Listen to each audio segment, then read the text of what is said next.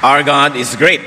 At kahit po merong matanggal sa buhay natin, merong mawala hanggang nandyan ang Diyos, buhay na buhay tayo. At yan po ang nais natin ngayong pagbulay-bulayan, losing things, o kaya ang pagkawala ng mga bagay-bagay sa ating buhay. Salamat o Diyos dahil kahit anong mawala, nandyan kayo. Nangako kayo, you will never leave us nor forsake us. Turuan niyo po kami ngayon na bigyan ng katotohanan sa buhay namin, yung napakagandang pangako niyo na yon. Patawarin niyo po kami sa mga kasalanan namin, linisin kami o Diyos. Kami nagpapasakop. Hinihingi sa iyo, Panginoon, ang kapatawaran ng mga pagkukulang. Nagpapalinis sa pangalan ng iyong anak na si Jesus at humihingi ng pagpapala. Turuan niyo nga po kami, bigyan niyo kami ng kaliwanagan. Isipin namin, Panginoon, ang mabuting mga bagay na ikagagalak niyo at nawa, palakasin niyo kami. Lalong-lalo kung kami dinadalaw ng mga pagkawala ng mga kung anong bagay na pinahahalagahan namin. Mangusap kayong may kapangyarihan, palayain niyo kami mula sa mga pagsisinungaling sa amin na aming puso at makapamuhay kami, Panginoon, bilang mga taong malalaya dahil pinalaya ng iyong anak na si Jesus. Turuan niyo po kami, kayo pong maging tunay na tagapangaral. Dalangin namin ang lahat ng ito sa ngalan ng iyong anak na si Jesus, aming Panginoon at tagapagligtas. Let's take a look at Job's super case. Hindi siguro natin pwedeng pagsawaan ang kwentong ito kahit paulit-ulitin madalas sapagkat sobrang lakas ng kapangyarihan ng mga katuruan nito. Job's super case is a case that really deserves revisiting all the time. What was Job standing before God and men? Job 1:1-3 gives us a glimpse into his standing before everybody. Ano ba ang status niya sa buhay? In the land of Uz, there lived a man whose name was Job. This man was blameless and upright. He feared God and shunned evil.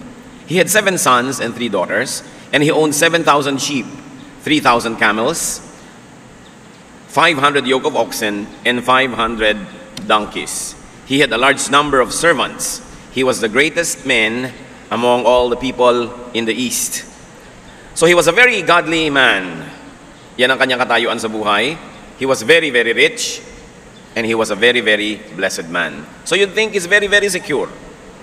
Ano pa nga naman ang aalalahanin kung ikaw'y makadiyos, napakayaman mo, pinagpapala ka, sikat na sikat.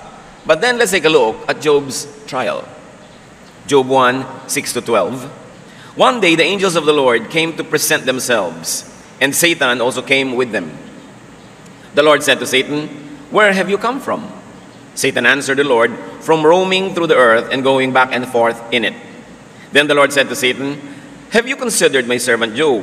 There is no one on earth like him. He is blameless and upright, a man who fears God and shuns evil." So minsan ay humarap si Satanas sa Diyos at sabi ng Panginoon, anong masasabi mo tungkol kay Job na napakatino, napakahusay, napakalinis ng pamumuhay? No? Ikaw ba ay mayroong maipipintas sa kanya? Job 1 rather, 6-12. Does Job fear God for nothing? Satan replied, "Have you not put a hedge around him and his household and everything he has? You have blessed the work of his hands, so that his flocks and herds are spread throughout the land. But stretch out your hand and strike everything he has, and he will surely curse you to your face."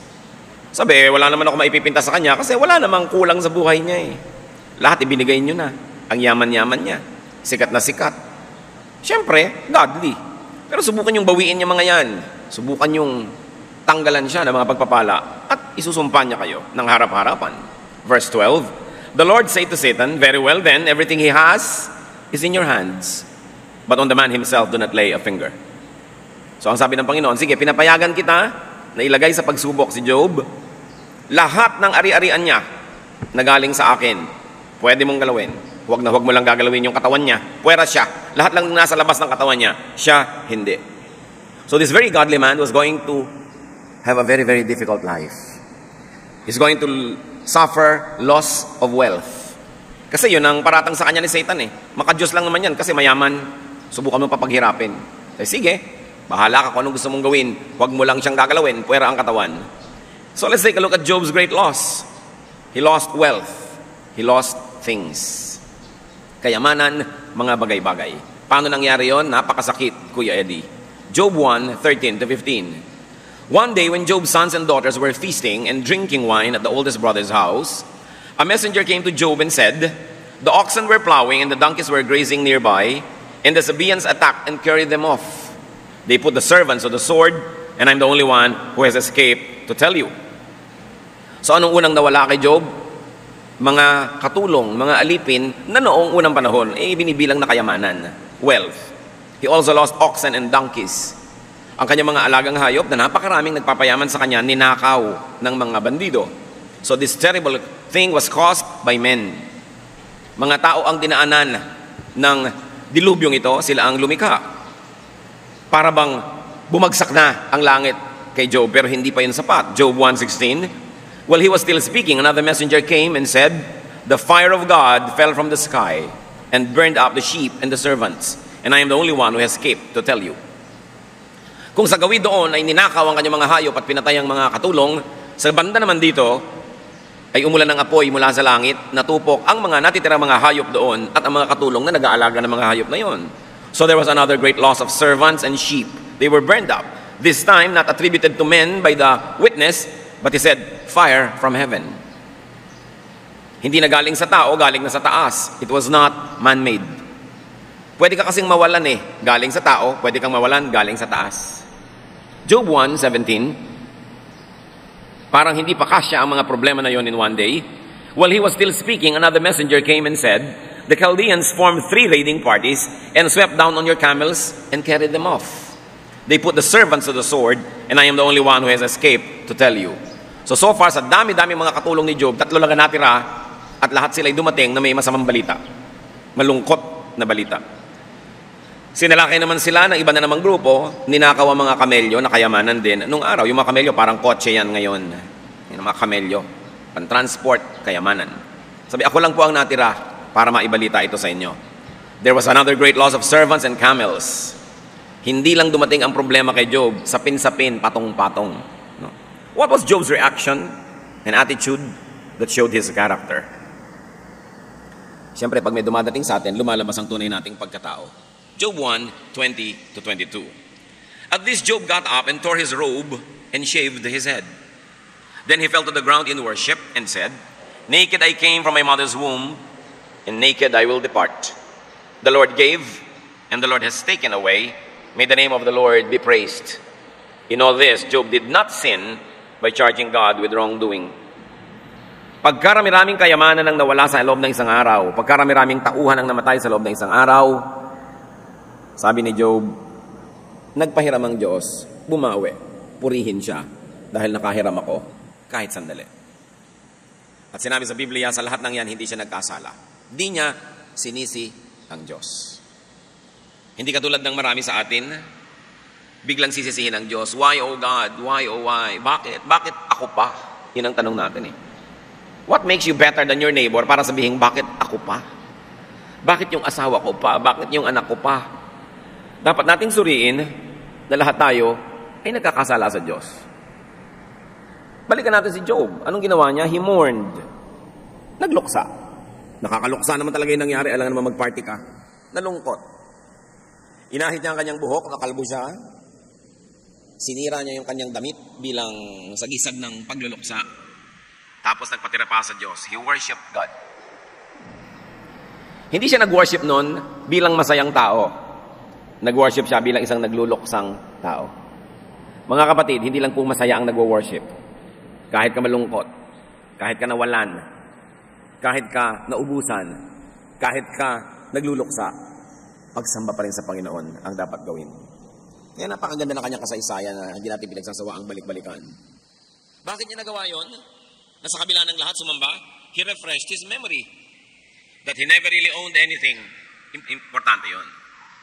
Nawalan kayo ng kwintas, nawalan kayo ng kotse, nawalan kayo ng bahay, alalahanin nyo nung bata pa kayo, yung pinakamalayong mababalikan ng inyong alaala, wala naman kayo ng kotse na yun wala naman kayo ng kwintas na yun, wala naman kayo ng ganung bahay o gamit. So, ibinigay lang sa inyo. Hindi dapat ipagtampo kung binawi. Mahalagang maalala na wala tayong pag-aari. Kaya sa wikang Tagalog, ang tawag sa property, ari-arian. Kunwari lang. Hindi talaga sa'yo. Napakalalim ng kultura natin tungkol sa ownership. Sa atin, hindi natin yan masyadong ina-emphasize. Kaya sa mga probinsya, may kudkurang ka ng nyog, wala. Nasa kapitbahay. Nung tingnan mo, wala din doon, ipinahiram na niya sa kabilang baryo. Nung sinundan mo doon, nakarating na rin sa kabilang kalayo-layuan. Kasi hindi naman clear kung sino may-ari niyan Kaya sa ating original culture, hindi naman nagbabakod ang mga tao. Masagwan tingnan. Kasi parang ayaw mo magparaan. So pagka sa mga probinsya, magbabakot na, nakakahiya yata sa mga kapitbahay natin. Yung mga kagandahang asal na nawawala na because of our urbanization and westernization. The western concept of ownership. Di ba? Pagka may silyang bakante, merong gustong umupo, ang sasabihin sa'yo, may nakaupo ba dyan? Sabi mo, meron. Kahit wala. Kasi nasa banyo pala. No? So sa atin kasi ang tao, espiritu, kahit nandun siya, nandito rin siya. Kaya may nakaupo. May nakaupo na ba? Alis ka naman. Sa English yon, hindi naman sasabihin, is somebody sitting there. Although ganun mag-English, yung mga Pilipino, ini-English yung Tagalog. Is somebody sitting there? No? Sa English talaga sabihin, is it taken? Sasabihin sa'yo, it's taken. May-ari. Kasi ang Western culture is a culture of ownership. Sa atin, is a culture of sharing. Kaya sa probinsya, may puno ka, maraming pumipitas. No? Pumipitas-pitas ka rin sa iba. Ngayon, nadala na natin yan hanggang sa modern time na yung sweldo nung nag-Saudi na kapitbahay mo, gusto mo rin pumitas. Na dapat naman, mag-observe ka na ng konting pag-iiba ng style. We don't own anything. Ipinanganak ang hubad, walang-wala. At ang totoo niyan, mamamatay ka naman na talagang hubad. Kahit nakabarong Tagalog ka, gupit naman yung likod nun, hindi naman yun buo. Talagang hubad ka rin haharap sa Diyos. Anong ipinaalala ni Job sa kanyang sarili? That he never really owned anything? That God owned everything. That God gave and lent everything and just took those things back. Diyos ang may-ari, ang nagbibigay, ang nagpapahiram ng lahat. At kung minamabuti niyang bawiin, magpasalamat ka, nakahiram ka. Huwag kang sumama ang loob. Parang yung mga nangungutang na ayaw magbayad, pag nasingil masama ang loob, dapat ka magpasalamat, nakautang ka, at dapat kang magbayad. In all this, Job did not sin. Job did not blame God. Si Job yun, what about our case? Paano tayo? What is our standing before God? Sabi ng Diyos kay Satan, he is very upright in reference to Job. Tayo, sabi ng Romans 3:23, for all have sinned and fall short of the glory of God. Lahat nagkasala, lahat kapos. So kung ikukumpara kay Job, he had a greater status than we. Mas mataas ang kalagayan niya. At kung sa kanya ang taas-taas ng antas ng kabanalan nangyari yon, sa ating pa kaya hindi pwedeng mangyari. Now, what are the possible causes of loss today? Loss could be a trial. Tulad ni Job. Trial kung banal ka. Diba? Ang sinusubok lang, mga banal.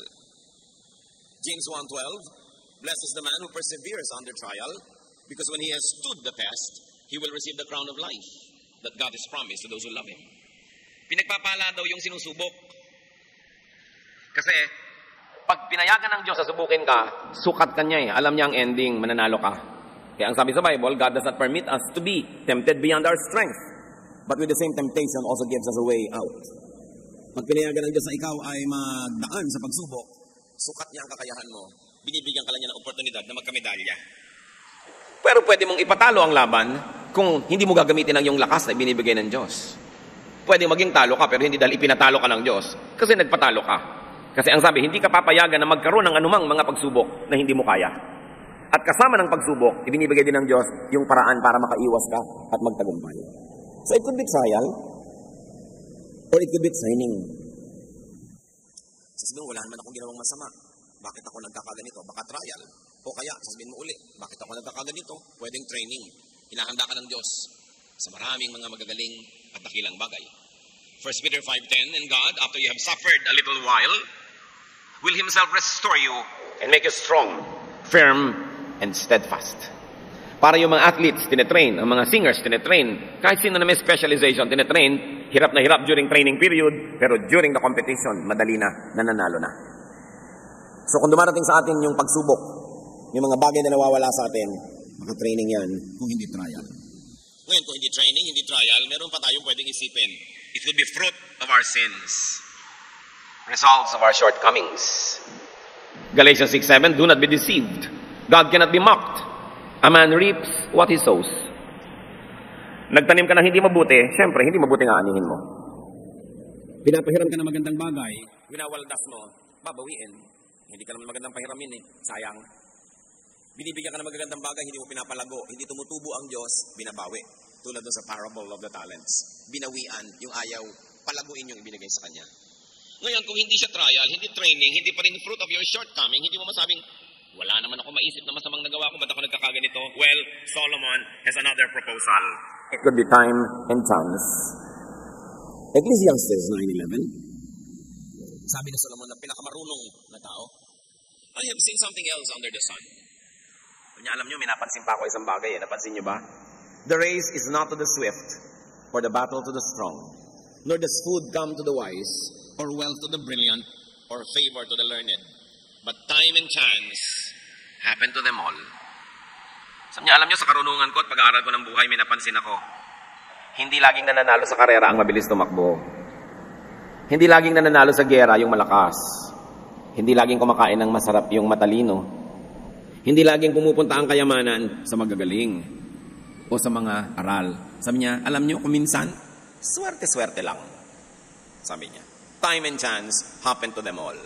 Walang objective reason na tagkataon sa nilaki-laki ng langit, nalaglag yung Skylab o mga spare parts ng satellite, ikaw namang naglalakad, sa'yo pang ulo tumama, time and chance na yun. Nandun ka kasi eh. No? Kung nahuli ka lang ng isang minuto, o lumiko ka lang ng isang dipa, hindi ka sana tinamaan. Nandun ka kasi.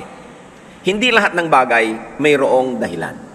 Meron talagang nagkakataon. At kung ayaw niyong maniwala sa swerte-swerte, huwag akong gerahin nyo. Si Solomon. Siya ang may sabi niyan. Kinukwento ko lang sa inyo.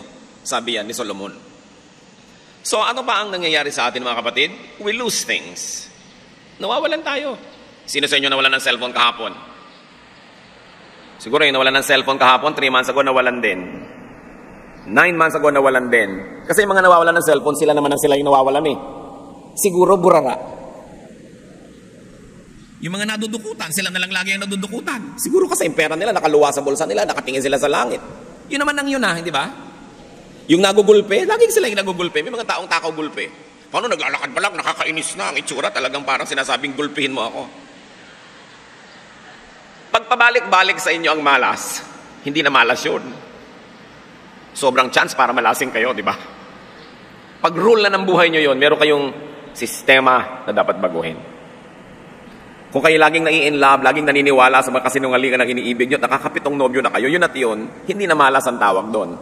May ibang tawag doon, alam nyo. Di ba? So nawawalan tayo ng pera, nawawalan tayo ng mga puhunan, nawawalan tayo ng bahay, sasakyan, mga makina, mga kasangkapan, nawawalan tayo ng mga alahas, sari-sari. Nangyayari yan. Pero ang mahalaga, what is our reaction? What's our attitude? That shows our character. We can learn from Job. Pwede tayong matuto mula kay Job.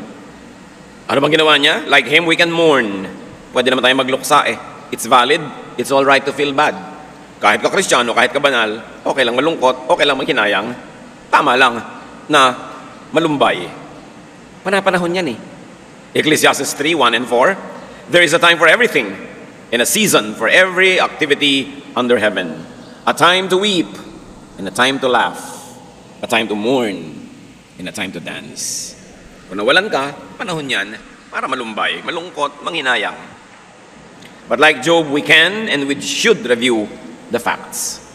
Dapat din nating gunitain, pag-aralan, sariwain ang katotohanan. At ito, kung meron akong matatandaan nyo sa buong maghapon na ito lang ang tandaan natin mga kapatid, we don't own anything. Wala tayong pag-aari. Lahat ay ari-arian, kunwari lang, pahiram lang. Everything we have is God-given. Therefore, everything we have is borrowed. Hiram lang. Psalm 24:1, the earth is the Lord's, and everything in it, the world, and all who live in it.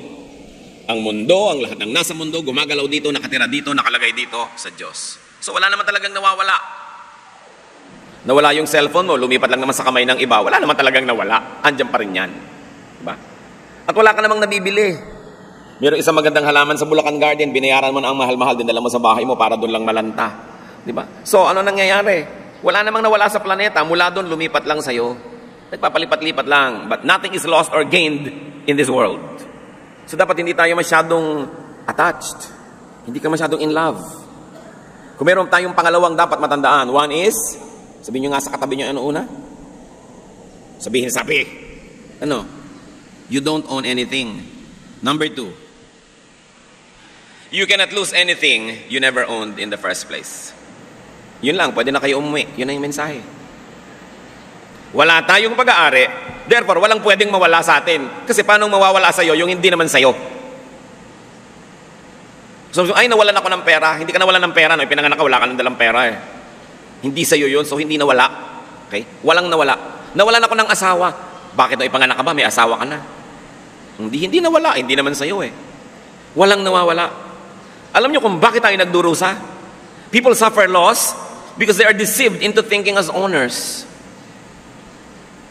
Nadadaya tayo ng mundo para mag-isip tayong tayo ay may-ari. Wala tayong pag-aari. Kaya talaga napakaganda ng wikang Tagalog eh. Ari-arian. Pag ginamit sa Tagalog yung salitang ari, yun ang private part mo, talagang sayo na yun. Di ba? Itagu-tagumot sayo. Pero yung mga bagay-bagay, ari-arian lang. Kaya hindi ka dapat masyadong in love. We do not even own our bodies. Itong katawan na to, pag sinabi niyong katawan ko, sabihin niyo nga, sino yung nagsasalita? Sino? Pag sinabi niyong ito ang katawan ko, so sino yung may-ari sa katawan mo? Sino yung nagsasalita? Hindi ikaw. Di ba? Yung salitang, ito ang katawan ko. Katawan ko. So nakahiwalay pala ako sa katawan na ito para masabi kong akin siya. Ano yun? Sabi sa 1 Corinthians 6, 19 and 20, you are not your own. You were bought at a price. Kahit nga sarili nating katawan, hindi atin eh. Kaya pag sinasabi mo, this is my body, hindi yun totoo. Kahit ang katawan natin, Diyos ang lumikha, Diyos ang may bigay. At kung tayo ay tumanggap sa Panginoong Jesus, yung Espiritong tumatahan sa atin, yun ang may-ari ng katawan. Sabi, you were bought at a price, so glorify God in your bodies. Your body is not for you to give away. Your body is not for you to destroy. It is not your own. So yun ang dating isipin. Paano naman ako mawawalan eh? Wala naman ako talaga. So hindi naman akin yun. Nakahiram lang ako. Like Job, we can and we should worship God in spite of our perceived loss.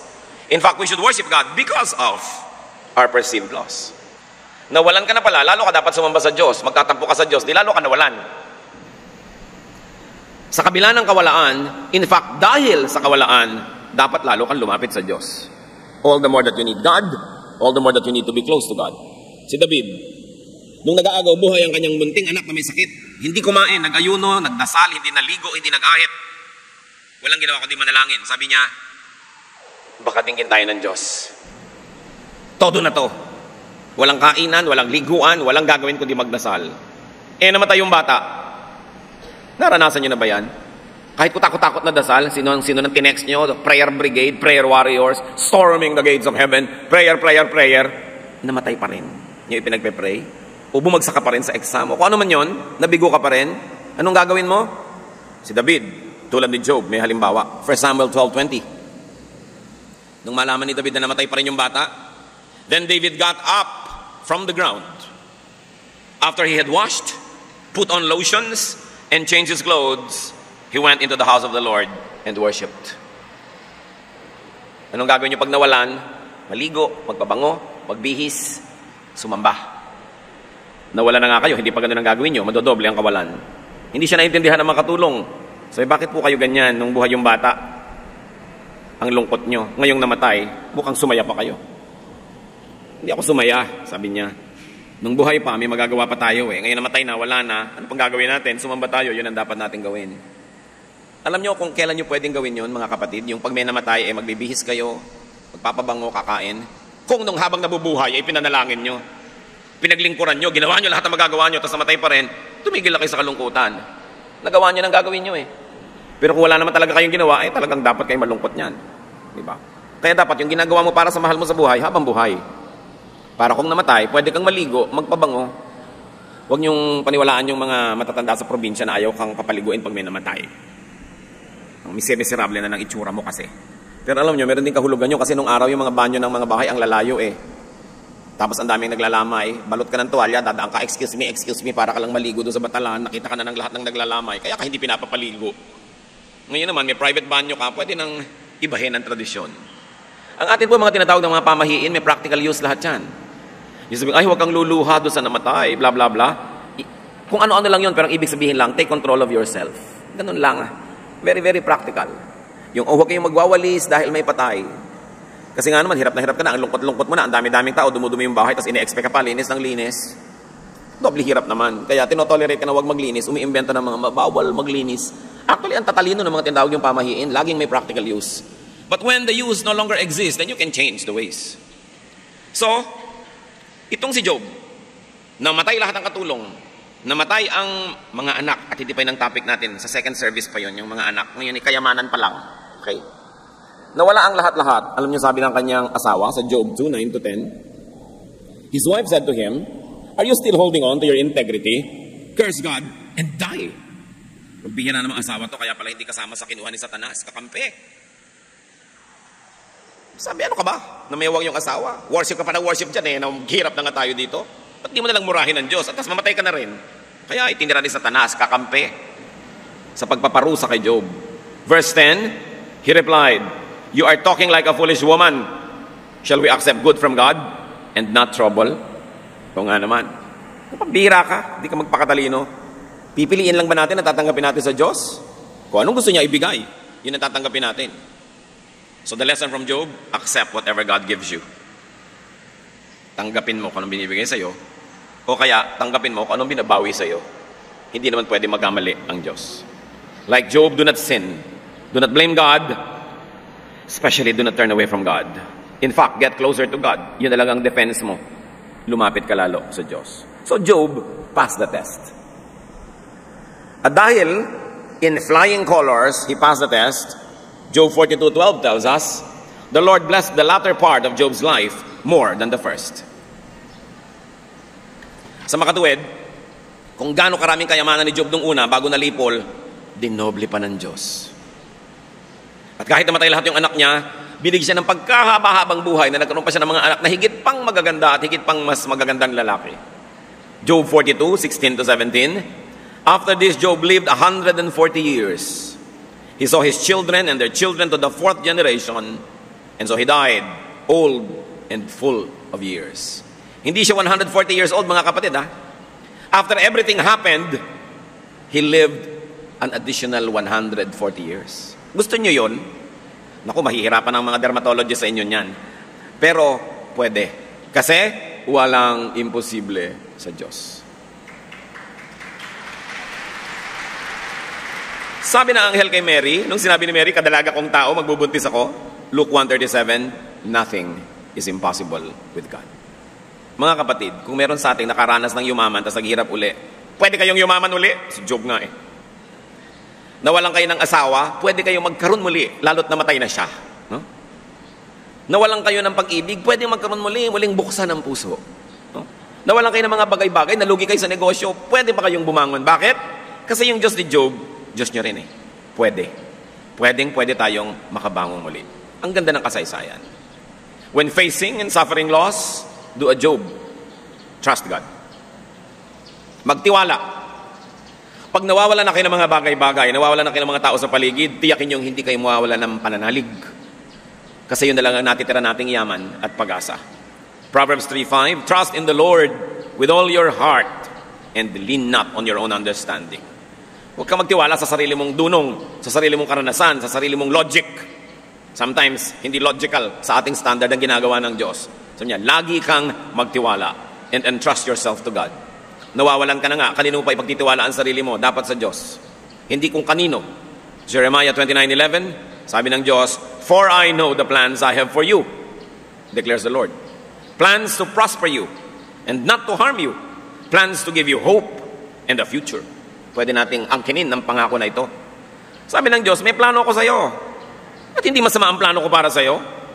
Ang plano ko, payamanin ka, hindi ka saktan, bigyan ka ng pag-asa, isang magandang kinabukasan. May plano ang Diyos. Dapat tayong magtiwala at dapat tayong sumunod. At kung tayo nawalan, on a practical level, do what you can to regain lost things. Kumilos ka uli. Nalugi ka pala, mamuhunan ka uli, kahit konti-konti na naman. Siguradong may natutunan ka na sa nakaraan mong pagkalugi, better ka na ngayon. Dapat magtrabaho uli, sikapin muli. Nasaktan ang puso mo, pagalingin mo, tapos magmahal ka uli. Kailangan, handa ka na bawiin ang mga nawala. Proverbs 14:23, all hard work brings a profit. Pag nagsisikap, meron kang pakinabang. Sabi ng matatanda, pag may tiyaga, ay nilaga. Pag may isinuksok, may nabubunot. Alam nyo kasi yung teorya na yun noon, ang mga bubong nung araw nipa, sapin-sapin na ganon. Pag nagluluto ka, halos abutin mo yung bubong mo. Abot mo. So pag may pera ka, isinuksok mo doon, sabi niya, may mabubunot ka. Pag may tinago ka, meron kang ilalabas sa pangangailangan. It's very important. Meron pa bang isang dahilan kung ba tayo nawawalan, mga kapatid? Nawawalan tayo para yung kamay natin mawalan ng hawak, para muling maging bukas, para tumanggap ng bagong pagpapala. We lose to find. We lose so that we can be empty enough to receive new blessings. Kaya kung nawalan kayo ng boyfriend, ang lungkot-lungkot nyo, huwag nyo isipin yan. Binibigyan lang kayo ng pagkakataon ng Diyos na maging bakante para dumating yung mas mahusay. At pag dumating na yung mas mahusay, pupunta ka kay X. Sabihin mo kay X, "Thank you very much that you were such a monster. Kung hindi sana ako natauhan at hindi ako magkakaroon ngayon itong Mr. Right." Inalangin nyo pagka kayo nawala ng ganon, lalo't inapi-api kayo, kinawawa-kawawa kayo, pasalamat kayo't nawala. Ngayon, bakante kayo para tumanggap ng bagong pagpapala. Kaya lang, huwag naman yung pag nakita nyo si X, nakayuko kayo sa lupa dahil yung bago nyo ngayon, worse. Para ka naman hindi natutunon. No, kailangan sasabihin, "Thank you so much, it did not work." No? Salamat na lang hindi siya nag-work kasi kung nag-work yun, hindi ko makikita tong isang to. Live in that hope. Because as they say, when God closes a door, He opens a gate. Hayaan nyo magsara ang Diyos. Alam niyang ginagawa niya. Meron siyang ibang bubuksan kung ikaw ay anak niya at ikaw ay nananalig, sumusunod.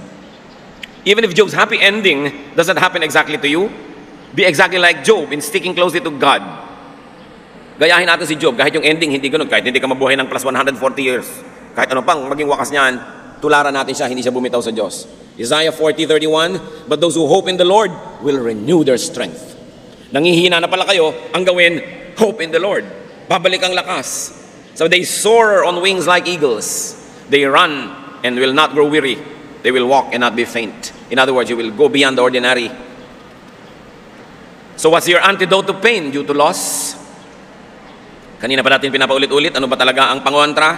Sa hirap ng loob pag nawawalan, do not be attached to things. Do not be attached. Kung nandyan, salamat. Kung wala, salamat pa rin. 1 John 2:15-17, "Do not love the world or anything in the world. The world and its desires pass away, but the man who does the will of God lives forever." So what have you lost? What do you fear losing?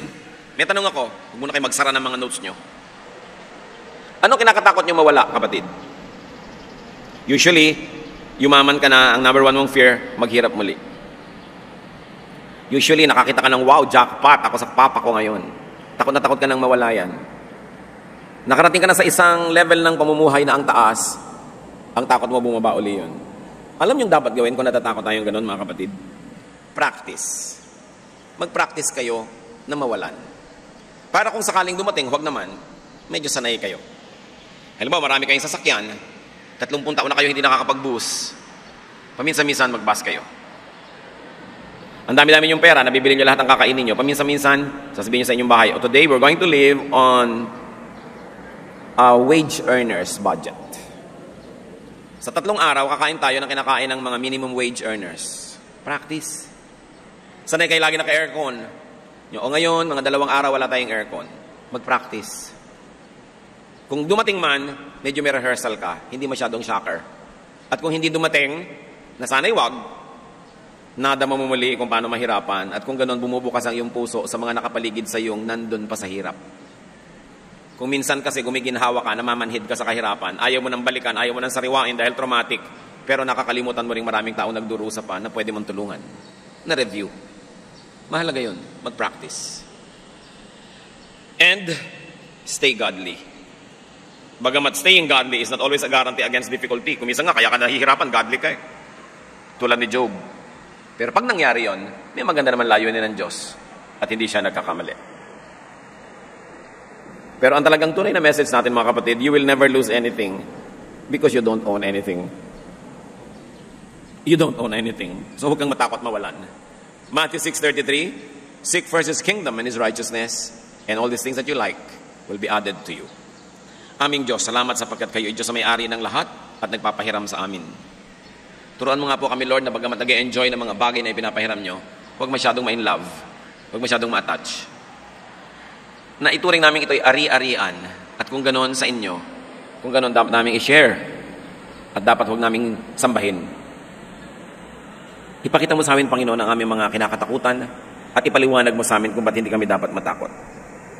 Sa mga kapatid na ngayon ay nagdurusa dahil nawalan o inaakalang nawalan, yung comfort nyo, ibigay nyo, Panginoon. Enlightenment, empowerment. Pabawiin nyo, Panginoon, pabangunin muli kung saan dumapa ang iyong mga anak. Help us and teach us how to recover so that we can regain lost ground and we can continue to live in your favor. Sa mga kapatid naman na nabubuhay sa ginhawa, sa tagumpay, huwag mo kaming payagang malasing at lagi naming maalala ito'y hiram. May pananagutan kami sa inyo na nagpahiram at sa aming kapwa, lalong-lalo sa mga hindi nakakahiram. Turuan nyo kami maging mabait at mabuti. Patuloy na yung magbulay-bulay mga kapatid, yumuko tayo sa presensya ng Diyos at humingi pa sa Panginoon ng mga praktikal na mga application ng katotohanan ito. What you do when you lose things, what you do so you don't lose things, or don't even think that you can lose anything because we don't own anything. O Diyos, turuan nyo kami, kausapin nyo kami, comfort those that needs comfort, afflict those that need affliction, lalo yung mga umaabuso, sumasobra sa pagkakamkam ng mga bagay-bagay. Ituwid mo kami, ipakita mo sa amin, Panginoon, kung anong kahulugan na kayo ang may-ari ng lahat.